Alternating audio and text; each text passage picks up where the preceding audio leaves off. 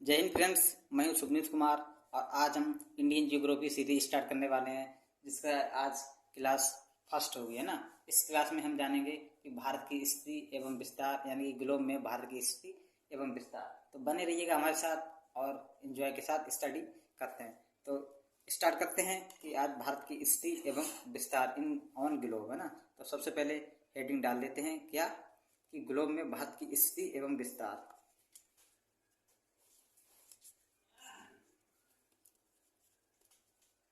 इस तरह से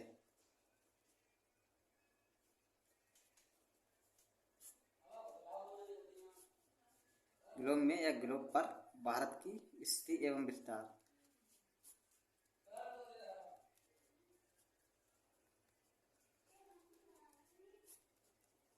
एवं विस्तार इस तरह से है ना।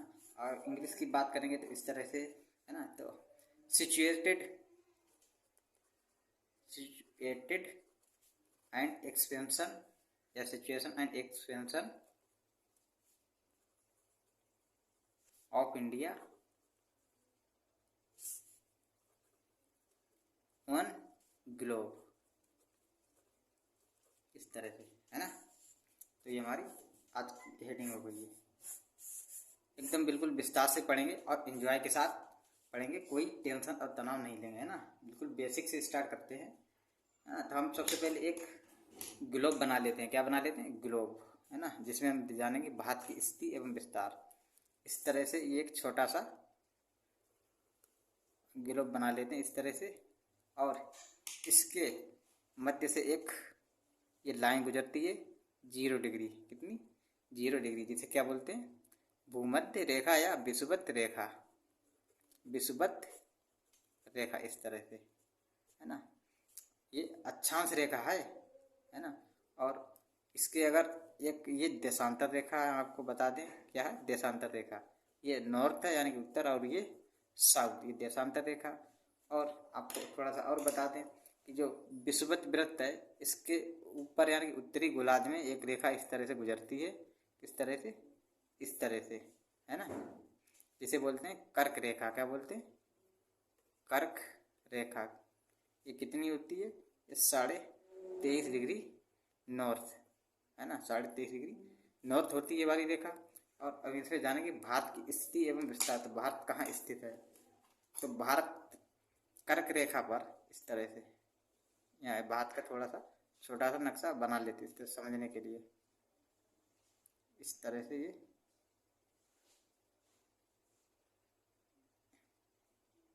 ये भारत का छोटा सा नक्शा। तो यहाँ से क्या पता चलता कि भारत ग्लोब में उत्तरी गोलार्ध, ये उत्तरी गोलार्ध है और ये दक्षिणी गोलार्ध है। ये विषुवत वृत्त है। विषुवत वृत्त के उत्तर वाला जो भाग है यानी नॉर्थ वाला, वो उत्तरी गोलार्ध, और जो साउथ वाला है वो है दक्षिणी गोलार्ध है ना। तो हम यहाँ पर समझ चुके हैं। और हम आपको बता दें भारत, तो इससे क्या पता लगा कि भारत ग्लोब में उत्तरी गोलार्ध के पूर्व में स्थित है। ये पश्चिम है ये वाला क्या है? वेस्ट यानी पश्चिम, और ये ईस्ट पूर्व है ना।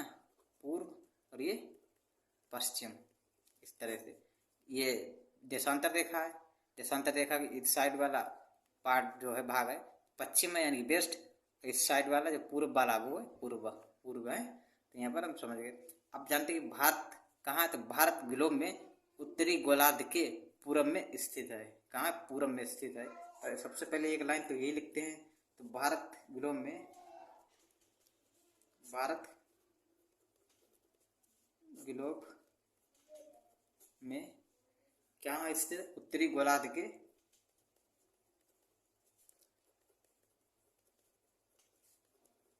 उत्तरी गोलार्ध के पूर्व में स्थित है। कहाँ स्थित है? पूर्व में स्थित है है ना। और यहाँ पर एक बात और महत्वपूर्ण कि जो कर्क रेखा है वो भारत के मध्य से होकर के गुजरती है। हमने आपको बताया कि जो कर्क रेखा है भारत के बिल्कुल बीचों बीच से होकर के गुजरती है। तो दूसरा पॉइंट क्या हो गया? कर्क रेखा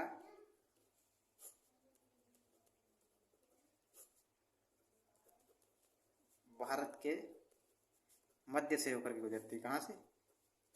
मध्य से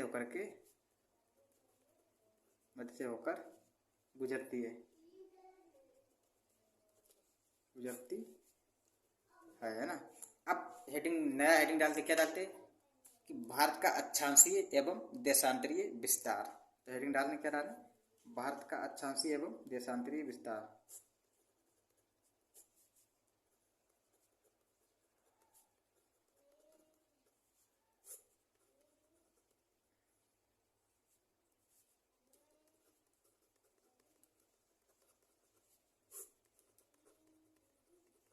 देशांतरीय विस्तार है ना, यानी कि लेटीट्यूड एंड लॉन्गिट्यूड जो एक्सपेंशन है यानी विस्तार है भारत का, उसके बारे में थोड़ा सा जान लेते हैं, है ना। बिल्कुल शुरुआत से पढ़ेंगे बेसिक से। आज की ये क्लास फर्स्ट है, यानी कि इंडियन ज्योग्राफी की क्लास यानी कि लेक्चर बना है ना। तो सबसे पहले हम एक भारत का मैप बना लेते हैं। क्या बना लेते हैं, भारत का मैप। समझने के लिए मैप बनाना बहुत जरूरी है, तो आप भी बना लें। पहली बार मैप बनाना सभी को आना चाहिए, इसमें कोई मतलब एक्सक्यूज नहीं, कोई बहाना नहीं। मैप बनाना पहली बार सभी को आना चाहिए। इस तरह से कैसा ही बने, उल्टा सीधा कोई ज़रूरी नहीं पहली बार में ही अच्छा बन जाए, इसकी कोई गारंटी नहीं होती है। मतलब गारंटी मतलब कोई ज़रूरी नहीं पहली बार में ठीक बन जाए, लेकिन फिर भी ठीक ठाक हो, पहचान में तो है भारत का ये किसी अन्य देश का है। तो इसलिए इस तरह से एक मैप सभी को आना चाहिए, है ना। जो मैप है इस तरह से आना चाहिए, इस तरह से बना लेते हैं हम।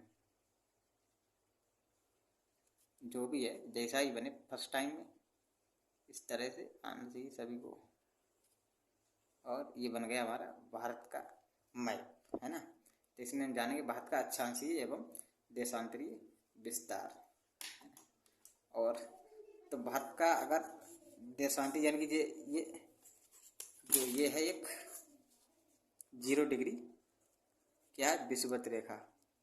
विषुवत रेखा 0 डिग्री विषुवत रेखा है ना। तो भारत का जो अक्षांशीय विस्तार यानी जो दक्षिण वाला अक्षांश है, ये वाला अक्षांश है ना।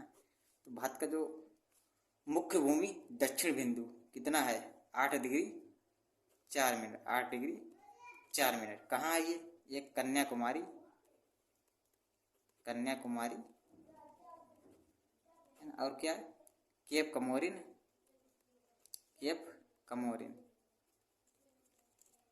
एक नाम और इसका, क्या नाम है, कुमारी अंतरीप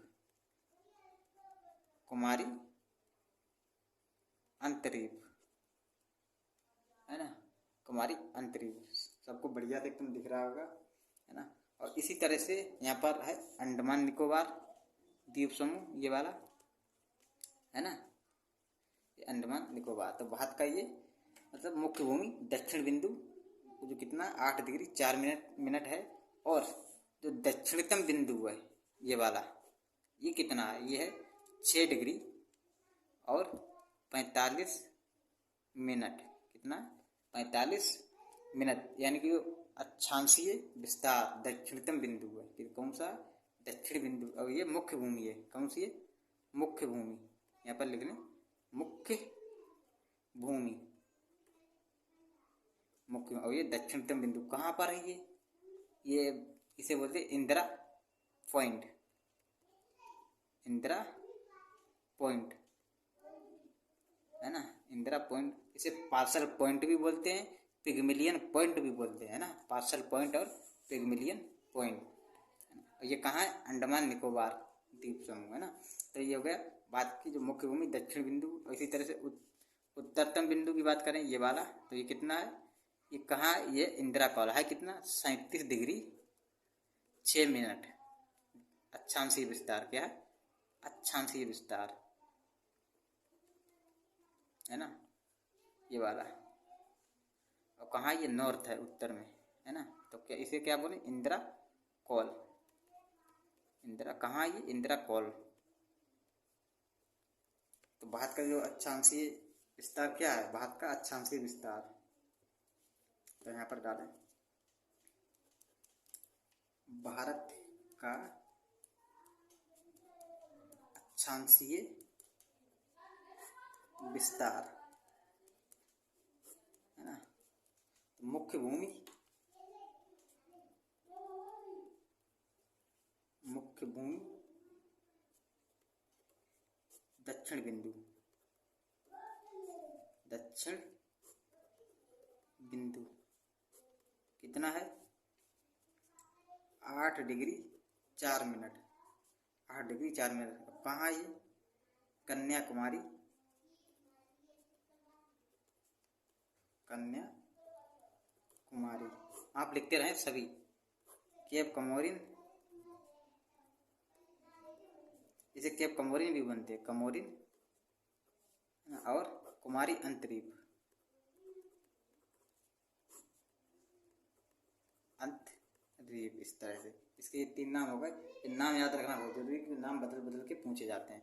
इसी तरह से क्वेश्चन आते हैं यूपीएससी, और इसी तरह से लिखा जाता है, बड़ा बड़ा है ना, एकदम बढ़िया सा, फटाक से आंसर जल्दी से लिख के रेडी। समय नहीं होता उसके लिए ज़्यादा, इसी से कोई हम किसी किताब में देख के तो बता नहीं रहे, है ना, इसी में से आपको समझा रहे और लिखाते जा रहे हैं, है ना। ये इस तरह से बना देते हैं। और अभी तो हमने जाना ये अक्षांशीय विस्तार, मुख्य भूमि दक्षिण बिंदु। अब जानते हैं दक्षिणतम बिंदु, कौन सा दक्षिणतम बिंदु, दक्षिणतम बिंदु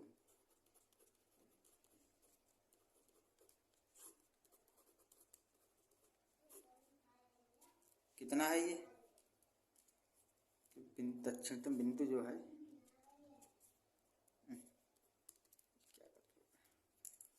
दक्षिणतम बिंदु कितना है 6 डिग्री 45 मिनट, 6 डिग्री 45 मिनट। कहाँ है ये अंडमान निकोबार, अंडमान निकोबार,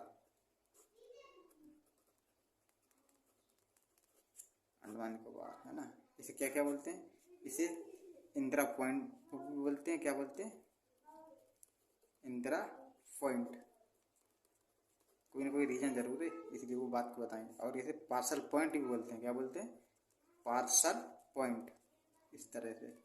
इसे एक नाम और से और जानते, क्या जानते, पिगमिलियन पॉइंट, क्या पिगमिलियन मिलियन पॉइंट, इस तरह से हमने ये जाना है ना। ये दक्षिण बिंदु और दक्षिणतम बिंदु के बारे में जान चुके हैं। अब बात करते हैं कि जो उत्तरतम बिंदु है भारत का, अक्षांशीय विस्तार का उत्तरतम बिंदु, अक्षांशीय विस्तार। अभी अक्षांशीय चल रहा है, देशांतीय नहीं, है ना, जो है अक्षांशीय विस्तार,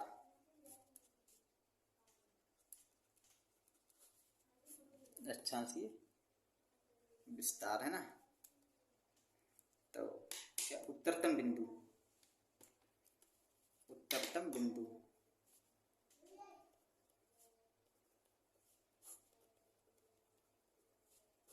कितना है ये है 37 डिग्री 6 मिनट। कहाँ ये इंदिरा कॉल, इंदिरा कॉल। हम मैप में आप सबको सभी से बढ़िया करके समझा चुके हैं, है ना। तो ये इतना आया। तो देशांतरीय विस्तार कुल कितना आया, वो सॉरी अक्षांशीय विस्तार, अक्षांशीय विस्तार निकल के आया इस तरह से, अक्षांशीय विस्तार, विस्तार कितना है total.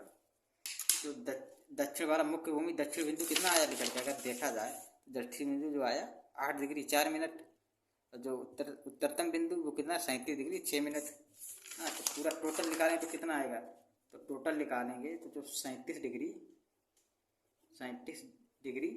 6 minute minus 8 degree 4 minute, है ना, कितना आएगा इक्वल टू कितना आएगा 2 डिग्री ये, और 37 में से 8 गए यानी कि 29 डिग्री 2 मिनट, ये 2 मिनट है, ये 29 डिग्री। तो लगभग कितना है, लगभग 30 डिग्री, क्या 30 डिग्री अक्षांशीय विस्तार भारत का निकल के आया है।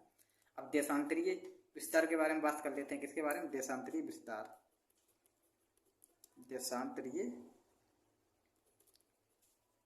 विस्तार, विस्तार इस तरह से, है ना। तो देशांतरीय विस्तार सबसे पहले इसके लिए मैप बना, मैप पे समझते हैं। तो ये है मैप। अब हम यहाँ पर आपको समझाते हैं। यह है देशांतर, पूर्वी देशांतर। क्या है? पूर्वी देशांतर। पूर्वी देशांतर, ये पूर्वी देशांतर कितना है? ये है 68 डिग्री 7 मिनट। कहाँ है ये? गुजरात।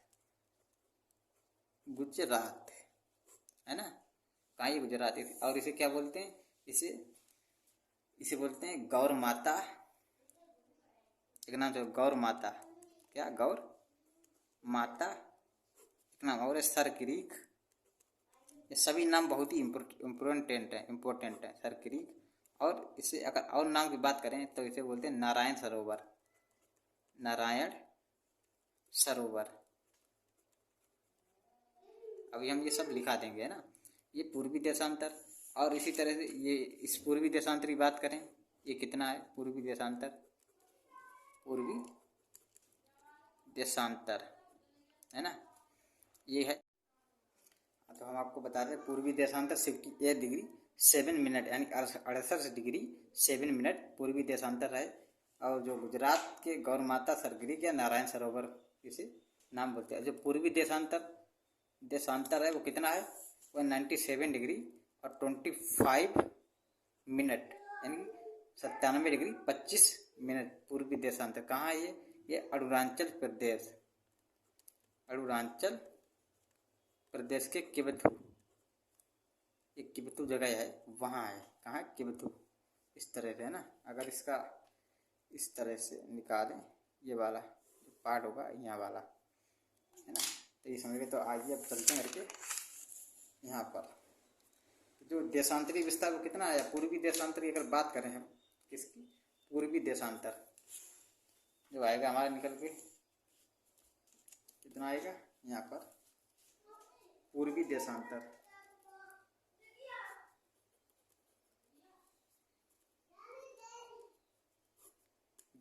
जो है कितना है? वो है 68 डिग्री 7 मिनट। कहाँ ये? गुजरात। गुजरात। गौर माता, गुजरात की गौर माता या सरक्रीक या नारायण सरोवर।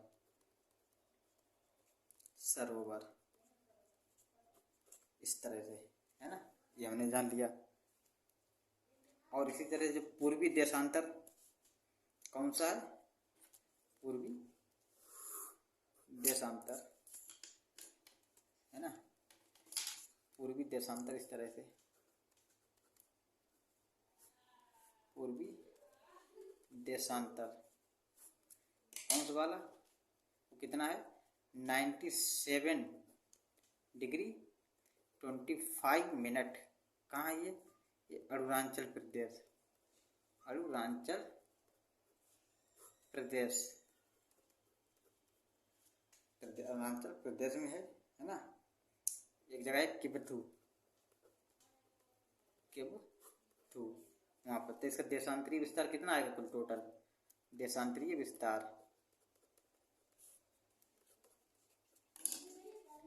देशांतरीय विस्तार।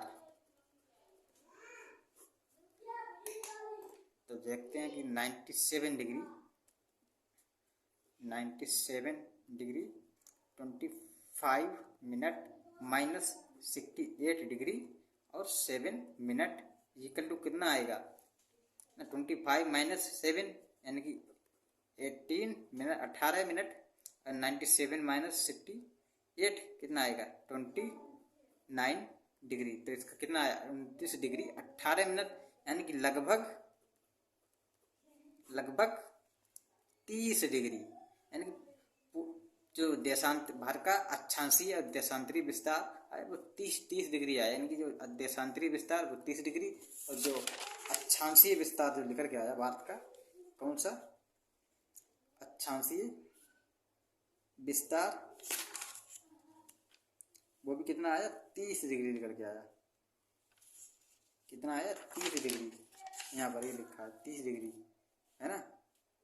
ये अक्षांशीय विस्तार 30 डिग्री और देशांतरीय विस्तार भी 30 डिग्री करके आया। तो भारत का जो आकार है वो कौन कैसा आकार है, तो यहाँ से ये बात पता चलती है भारत का आकार समचतुष्कोणीय है। क्या है? भारत का आकार समचतुष्कोणीय है।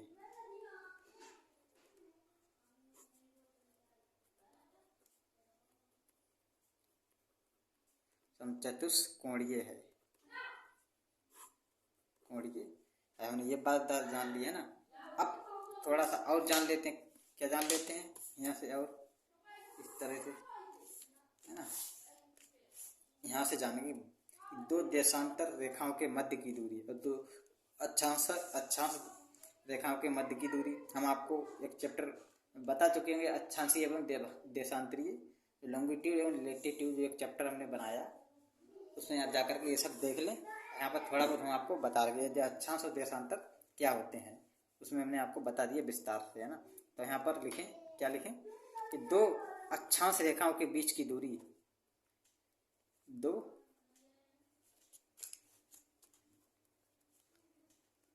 अक्षांश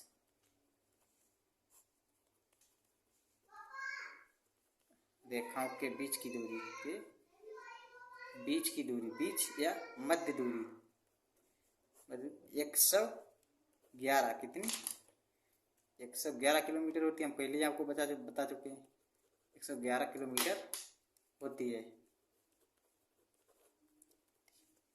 इसी तरह से दो देशांतर रेखाओं के मध्य की दूरी, दो देशांतर, आप लोग ये सब लिखते रहें, देशांतर रेखाओं के मध्य की दूरी,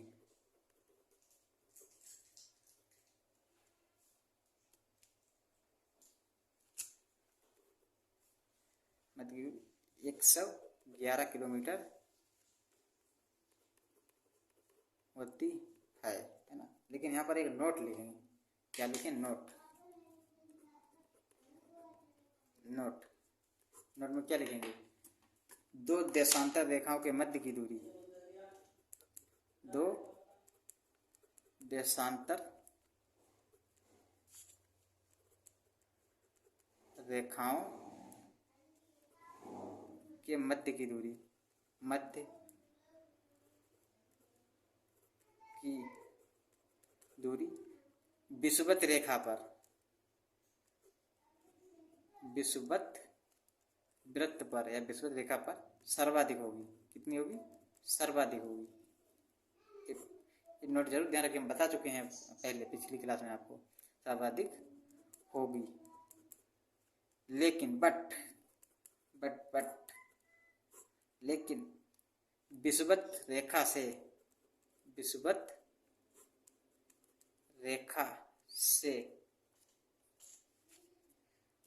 ध्रुवों की ओर जाने पर, ध्रुवों यानी कि पोल्स की ओर जाने पर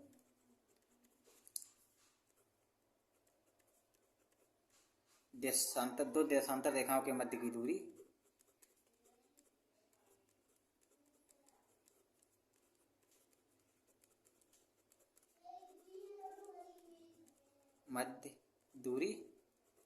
कम होती जाएगी, कम होती जाती है। हम आपको बता चुके हैं, हमने लैटिट्यूड और लॉन्गिट्यूड चैप्टर आपको पढ़ाया, उसमें हम आपको सब पूरा विस्तार से बता चुके हैं, है ना। तो हमने ये जाना, अब थोड़ा सा और जानते हैं, है ना। इस तरह से क्या जानते हैं? भारत की लंबाई और चौड़ाई, है ना। भारत की लंबाई और चौड़ाई,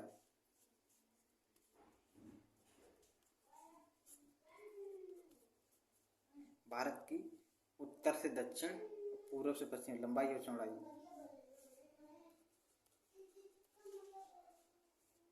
लंबाई और चौड़ाई एवं चौड़ाई, है ना। तो सबसे पहले हम भारत का एक मैप बना लेते हैं। मैप बनाना बहुत ज़रूरी है ना। इस तरह से मैप बना लेंगे हम।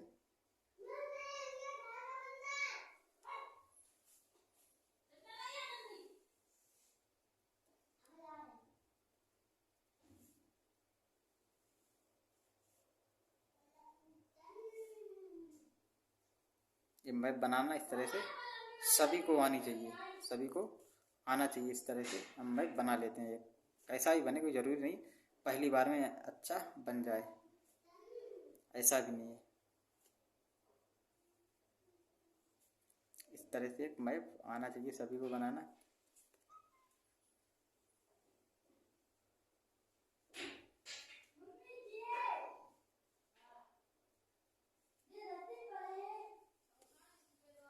इस तरह से बन गया अपना प्यारा सा भारत का मैप, है ना। अब जानते हैं हेडिंग क्या डालें। भारत की उत्तर से दक्षिण लंबाई।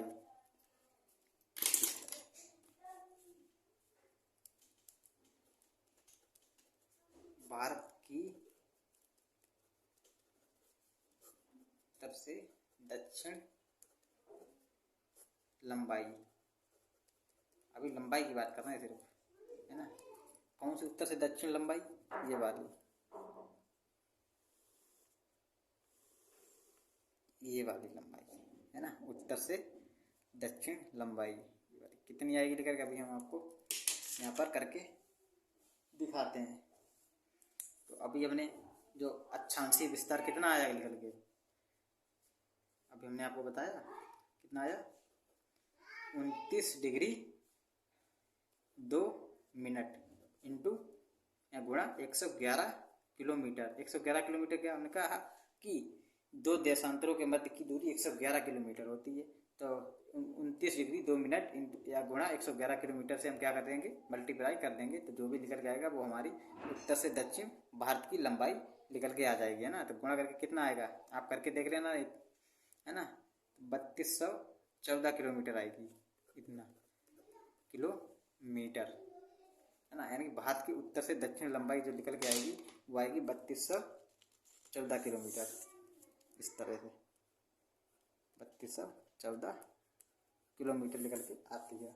इसी तरह से तो भारत की जो पूर्व से पश्चिम चौड़ाई,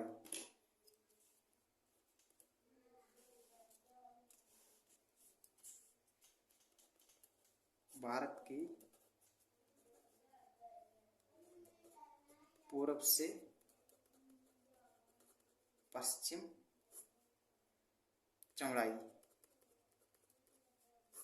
है ना। कितनी है वो भी देख लेते हैं कैलकुलेशन करके, है ना। तो जो भारत की पूर्व से पश्चिम चौड़ाई कितनी है, तो अपना जो देशांतरी विस्तार निकल गया है कितना निकल के आया, 29 डिग्री 18 मिनट इंटू 111 किलोमीटर से कम। कम क्यों? हमने कहा कि दो देशांतर रेखाओं के मध्य की दूरी विषुवत रेखा पर सर्वाधिक होती है और विषुवत रेखा पर से ध्रुवों की ओर जाने पर कम होती जाती है। और अपना देश कहाँ पर स्थित है? अपना देश कर्क रेखा पर स्थित है ना। कहाँ पर? कर्क रेखा पर। तो वहाँ पर थोड़ी दूरी कम होगी, है ना। इसलिए तो अगर मल्टीप्लाई करके हम देखें तो कितना लेकर के आएगा, तो आएगा 2933 किलोमीटर। कितना आएगा? 2933 किलोमीटर निकल के आएगा, है ना, ये वाला। तो यहाँ से लंबाई और चौड़ाई में क्या, लंबाई और चौड़ाई में इस तरह से हम यहाँ पर ये देखते हैं, क्या देखते हैं, ये लंबाई और चौड़ाई में अगर देखें इस तरह से अंतर लिखा रहे हैं तो ये इतना आएगा। कितना आएगा? 2933 किलोमीटर निकल के आएगा। तो लंबाई और चौड़ाई में कुल यहाँ पर लिखें, क्या लिखें, लंबाई और चौड़ाई में कुल 281 किलोमीटर का अंतर है। कितना? 281। आप इतने में से इतना घटा देना, इतने में से इतने को घटा देना तो टोटल निकल आएगा 241 किलोमीटर का अंतर है, अंतर भारत का क्षेत्रफल की बात करें, भारत का क्षेत्रफल, भारत का जो क्षेत्रफल है,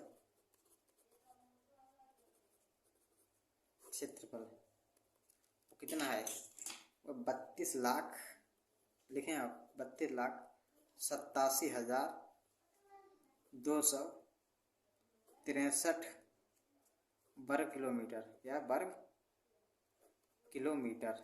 32,87,263 वर्ग किलोमीटर है भारत का जो क्षेत्रफल है ना। अगर क्षेत्रफल की दृष्टि से देखा जाए कि भारत किस स्थान पर, तो यहाँ पर लिखें भारत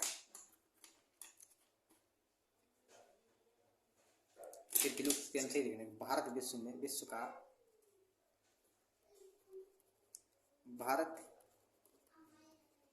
विश्व का 7वां या 7वां, भारत विश्व का 7वां स्थान है क्षेत्रफल के आधार पर। किसके? क्षेत्रफल के आधार पर।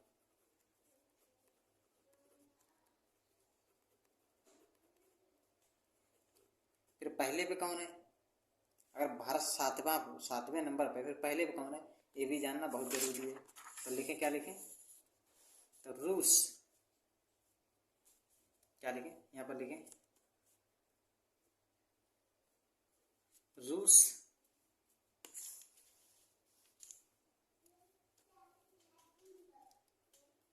रूस सेकंड स्थान, यानी कि रूस फर्स्ट स्थान पर है, फर्स्ट स्थान पर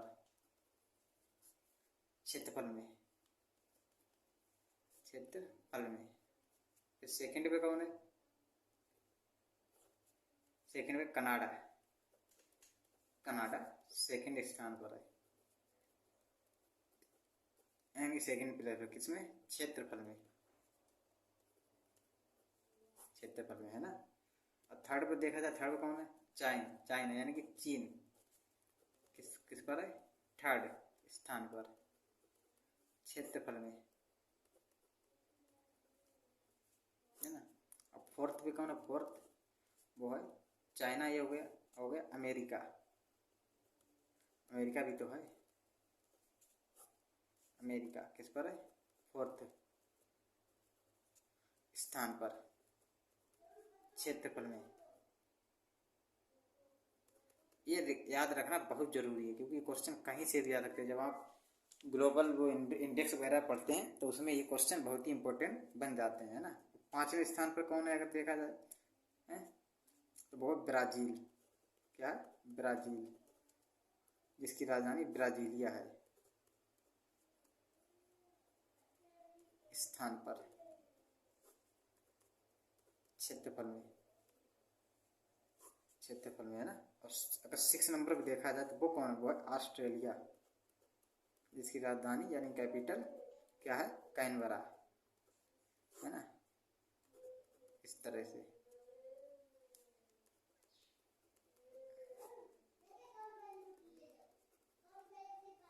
और 7वें नंबर पर मैंने आपको बता ही दिया, भारत कहाँ है? 7वें नंबर पे, 7वें, है ना, क्षेत्रफल में। एक नोट लिखें आप, क्या लिखें? नोट। नोट में क्या लिखेंगे? नोट में लिखेंगे कि विश्व की 17.5% जनसंख्या भारत में निवास करती है।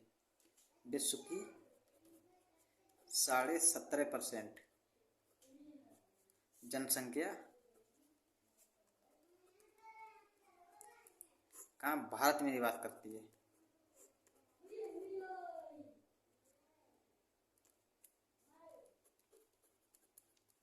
निवास करती है ना। अब जनसंख्या के हिसाब से अगर देखा जाए तो भारत किस स्थान पर है ना। तो जनसंख्या के हिसाब से तो भारत पहले स्थान पर है जनसंख्या में। यहाँ पर आ first place of India in जनसंख्या यानी अगर ग्लोबल पॉपुलेशन जो इंडेक्स वगैरह होता है उसे देखें तो भारत पहले स्थान पर है। क्या? इंडिया यानी कि भारत फर्स्ट स्थान पर। क्या? फर्स्ट स्थान किसमें? जनसंख्या में। और दूसरे पे कौन है ना? दूसरे पे चीन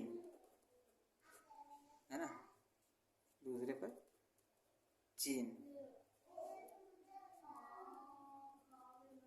जनसंख्या में। और तीसरे पे कौन है फिर?